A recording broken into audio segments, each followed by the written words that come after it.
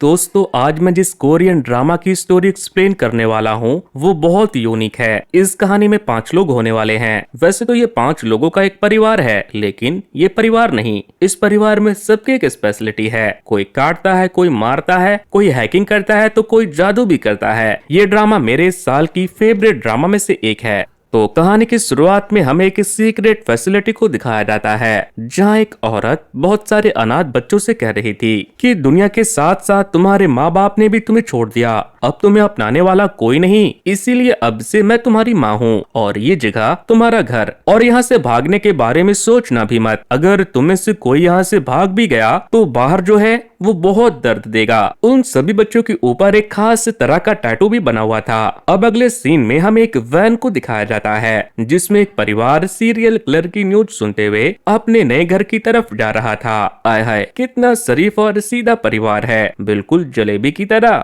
इस परिवार में एक माँ थी, एक पिता, उनके 2 बच्चे और एक दादाजी। मॉम का नाम था योंगसू। वो बच्चों को ये समझाते हुए गाड़ी चला रही थी कि नए स्कूल में किसी के साथ लड़ाई मत करना, और अगर किसी के साथ लड़ाई हो भी जाए तो उसे घर पर बुला लेना। तभी अचानक से कार उनके कार के आगे आ जाती है और योंगसू अपनी कार उस कार में ले जाकर ठोक देती है। अब हमें पुलिस स्टेशन का सीन दिखाया जाता है, जहां ऑफिसर मैन जुंग अपने कलीग कैंग से कहते हैं कि कल रात एक लड़की गायब हो गई, उसे ढूंढने के चक्कर में मैं ठीक से सोया ही नहीं। फिर वो कैंग को उस लड़की की फाइल दिखाता है जिसका नाम था ली यूजिन। साथ में वो उसे ली का फोटो भी दिखाते हैं, जो एक हैकर को ट्रेकिंग करते वक्त पहाड़ी पर मिली थी। वहाँ उस लड़की की मॉम भी थी, जो पुलिस से रिक्वेस्ट कर रही थी कि मेरी बच्ची को ढूंढ दो, मुझे लग रहा है कि वो कोई मुसीबत में है। अब हमें उस परिवार को दिखाया जाता है जिन्होंने कल रात अपनी गाड़ी किसी दूसरी गाड़ी में ठोकी थी। योंगसू अपने बेटे जीहोन के स्कूल जाने से पहले उससे कहती है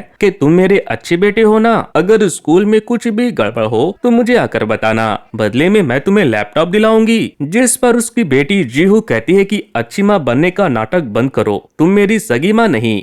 बच्चों के जाने के बाद ग्रैंडपा कैंग योंग से पूछते हैं कि हम इस शहर में दोबारा क्यों आए, तुम तो कभी भी किसी शहर में 2 साल से ज्यादा नहीं टिकती। बच्चे बड़े हो रहे हैं, आज या कल तुम्हें उन्हें सब सच बताना ही होगा, और कल रात जो हुआ उसके बाद तो सब सच बता ही देना चाहिए। वहीं स्कूल में जीहुन से फक यू टे नाम का एक लड़का मिलने आता है और उससे अपनी जान पहचान बढ़ाता है, लेकिन जीहुन उसे भाव नहीं देता। जीवू भी उसके पीछे ही आ रही थी। फिर बाद में फक यू टे अपने दोस्तों के साथ मिलकर जीहुन को बुली करने लगता है, जिससे बचने के लिए जीहुन सियोक नाम के एक लड़के के हाथ पर कुत्ते की तरह झपट लेता है। सारे मिलकर उसे छुड़ाते हैं, लेकिन इस चक्कर में सियोक के हाथ का गोश्त ही बाहर आ जाता है। इसके बाद फक यू टे अपने दोस्तों से कहता है कि हमें उसे जिंदा रखना होगा ताकि बार बार मजे ले सके। पहली बार कोई मुझे टक्कर का मिला है। फिर उनके जाने के बाद जीहुन अपने मूव्स दिखाता है, जबकि अभी उसने दांत काट कर काम चलाया था। एक लड़की दूर से होन की हरकतों को देखकर सोचती है कि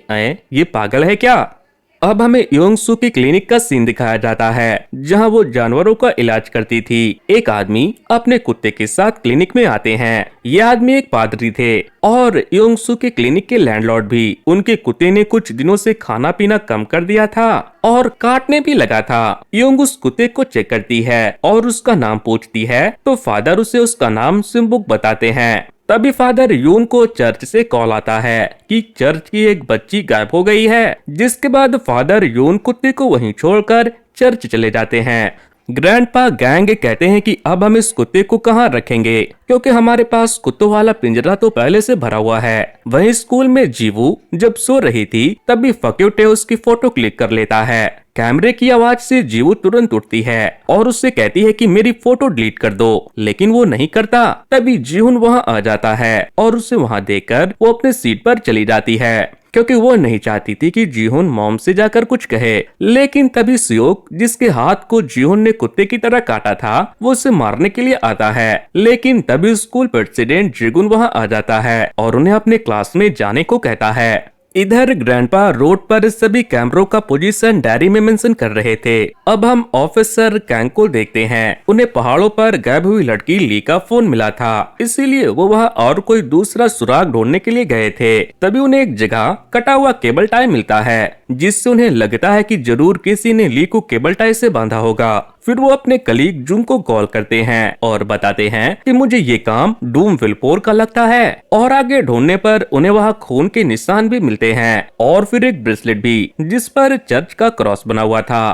कैंग वो सारा एविडेंस ले जाकर अपने चीफ को दिखाते हैं और बताते हैं कि ये काम भी मुझे डूम विलपोर का लगता है, इस बार मैं उसे पकड़ कर रहूंगा। मगर चीफ कहते हैं कि तुम उसके पीछे क्यों पड़े रहते हो, वो तुम्हारे बस की बात नहीं। वहीं च्योल यानी कि योंग सू के पति एक जानवर के पिंजरे के ऊपर से प्लास्टिक हटाते हैं तो हमें पता चलता है कि उन्होंने वहां पर एक आदमी को केबल टाई से बांध कर रखा था। इधर फादर चर्च में ली की सलामती के लिए एक प्रे ऑर्गेनाइज करते हैं और वो चर्च के सेक्रेटरी उसे कहते हैं कि वो इसके बारे में सबको बता दे। वो जाकर अपने पुराने हस्बैंड और गैंगस्टर मिस्टर जोई को सारी बात बताती है कि चर्च की एक लड़की गायब हो गई है। फादर ने प्रे ऑर्गेनाइज किया है, वहाँ ओ के नए पति जैंग भी थे। मिस्टर जोई कहते हैं कि ये काम मुझे उस डूम विलपोर का लगता है, उसकी वजह से डेवलपमेंट का सारा काम कम हो जाएगा जिससे हमारा बहुत नुकसान होगा। जैंग कहता है तुम परेशान मत हो, ऐसा कुछ नहीं होने वाला। आगे उनकी बातों से हमें पता चलता है कि ओ ने चर्च के नाम पर बहुत सारे प्रॉपर्टी ले रखी है जिन्हें उन्होंने लिया तो चर्च के नाम पे था, लेकिन बाद में वो वहाँ नाइट क्लब और कमर्शियल बिल्डिंग बनाकर खूब पैसा छापेंगे। लेकिन वो लोग फादर योन से बहुत परेशान थे क्योंकि वो खुद को पूरे शहर का मालिक समझने लगा था। वही स्कूल के क्लास खत्म होने के बाद जीवू के फोन पर उसके कुछ न्यूड फोटो आते हैं जिसे फक यू टे ने एआई से बना कर दिया था। वो उसे अकेले में एक जगह मिलने के लिए बुला रहे थे। वहीं वो लड़की जिसका नाम मिनजुंग था वो जीहुन का पीछा कर रही थी, लेकिन जीहुन को पता चल जाता है। वो उससे पूछता है कि तुम मेरा पीछा क्यों कर रही हो। मिनजुंग बताती है कि वो तुम्हारी बड़ी बहन मुसीबत में है। इधर जीवू उनके बताए हुए जगह पर पहुंच गई थी, लेकिन वहाँ फक्यूटे उसे और भी गंदी गंदी फोटो दिखाता है। वो पूछती है कि तुम मुझसे चाहते क्या हो, वो उसे गंदे काम करने को कहता है। वहीं जीहुन मिनजुंग से कहता है कि वो मेरी बड़ी नहीं छोटी बहन है और मुसीबत में मेरी बहन नहीं बल्कि बेचारे वो लोग होंगे। फिर मिनजुंग उसे बहुत सारी लड़कियों के साथ साथ उसकी बहन की भी फोटो दिखाकर बताती है कि फक्यूटे इंसान नहीं हैवान है। वहीं जीवू फक्यूटे से कहती है कि तुम मेरा कुछ नहीं बिगाड़ पाओगे, जिस पर वो उसे मारने लगता है, लेकिन जीवू से एक ही मुक्के में धूल चटा देती है। फिर जब उनके बाकी के दोस्त हमला करते हैं तो वो उन्हें भी बहुत मारती है, जिसके बाद वो वहाँ से भाग जाते हैं और फक्यूटे वहीं मार खाकर बेहोश पड़ा रहता है। तभी जीहुन और मिनजुंग वहाँ आते हैं, लेकिन वहाँ का हाल देखकर मिनजुंग भाग जाती है। इसके बाद जीहुन उसे ग्रुप का मैसेज दिखाता है जिसमें लोग जीवू के नोट्स को देखकर गंदे कमेंट कर रहे थे, जिसके बाद जीवू उसे जान से मारना चाहती थी, लेकिन जीहुन उसे अपने घर लेकर चला जाता है।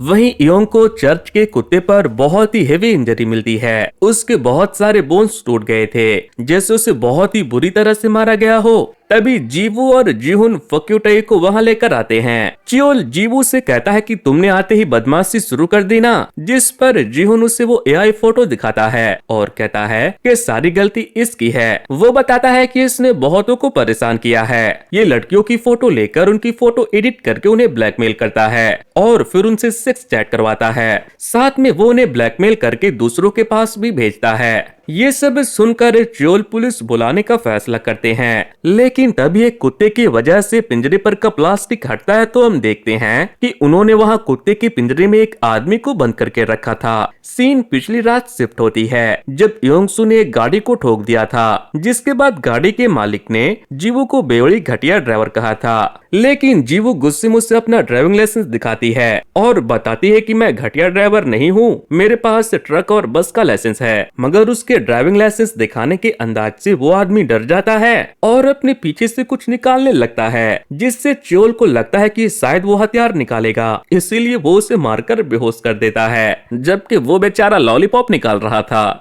इसके बाद वो लोग उसे वहां से ले जाकर पिंजरे में बंद कर देते हैं। फिर जीहुन कहता है कि मॉम, मैं चाहता हूँ कि आप इस मामले को खुद ही सुलझाओ, जीवू भी देख लेगी। चियोल कहता है तुम क्या बकवास कर रही हो, क्या दिखाना चाहते हो उसे। योंगसू चियोल से कहती है कि जीहुन सब जानता है और हमें इस कमीने को सबक सिखाना ही पड़ेगा। चियोल योंग से अपना गुस्सा शांत करने को कहता है, लेकिन वो नहीं सुनती। वो चियोल और ग्रैंडपा से वहाँ से चले जाने को कहती है। इसके बाद वो फक्यो टई को होश में लाती है और दोबारा बेहोश न हो जाए इसके लिए वो उसे एक इंजेक्शन देती है। फिर वो उसे उसके टॉर्चर वाले मैसेज पढ़कर सुनाती है जो उसने दूसरी लड़कियों को कहा था। फक्यो टई कहता है, तुम छोटी सी बात पर ये सब क्यों कर रही हो? लेकिन योंगसू नहीं मानती। वो उसके मुंह में उसका ही मोजा ठूस देती है और बिना एनेस्थीसिया दिए उसके जांघ से 1 किलो मांस का टुकड़ा काट कर निकाल देती है। वहीं फक्यो टई के दोस्त सियोक जाकर उसके डैड को बता देता है कि एक लड़की ने फक्यो टई को कुत्ते की तरह पीटा, जिसके बाद से वो कहीं गायब है। अब हम एक लड़की को देखते हैं जिसके सीने पे वही एक्स का टैटू था और वो बहुत सारे लोगों से बचकर भाग रही थी, लेकिन बहुत दूर जाने के बाद उसे पता चलता है कि वो तो एक आइलैंड पर कैद थी। तभी वो लोग वहां आकर उसे पकड़ लेते हैं। ये वही औरत के लोग थे जिसे हमने कहानी की स्टार्टिंग में देखा था। सीन वापस से प्रेजेंट में शिफ्ट होती है जहाँ जीवो अपनी मॉम के हरकतों को देखकर बहुत डर गई थी। जीहुन को बड़ा मजा आ रहा था, लेकिन योंगसू जब तौलती है तो फक्यो टई का गोश्त 1 किलो में 300 ग्राम कम था, इसीलिए वो दोबारा निकालने का फैसला करती है। लेकिन फक्यो टई कुछ बोलने की कोशिश कर रहा था, इसीलिए योंगसू के मुंह से मोजा निकालती है तो वो कहता है कि ये सब मैंने नहीं बल्कि स्कूल प्रेसिडेंट जिगोन ने किया है। इन सब के पीछे वही है। तभी हम जिगोन को देखते हैं जो बैठकर दूसरों की गंदी फोटो एडिट कर रहा था। योंगसू कहती है कि अब तो बहुत देर हो गई। अरे रे ये तो पहले बताना चाहिए। चलो कोई नहीं, मैं इसे वापस लगा देती हूँ। ये सब देखकर जीवू को उल्टी आने लगती है। तभी हम देखते हैं कि जिन्हें उन लोगों ने पिंजरे में कैद किया था उसने भी ये सब पिंजरे के अंदर से देख लिया था। वहीं जीवू ग्रैंडपा से पूछती है कि आखिर ये औरत है कौन? वो बताते हैं कि तुम्हारी माँ।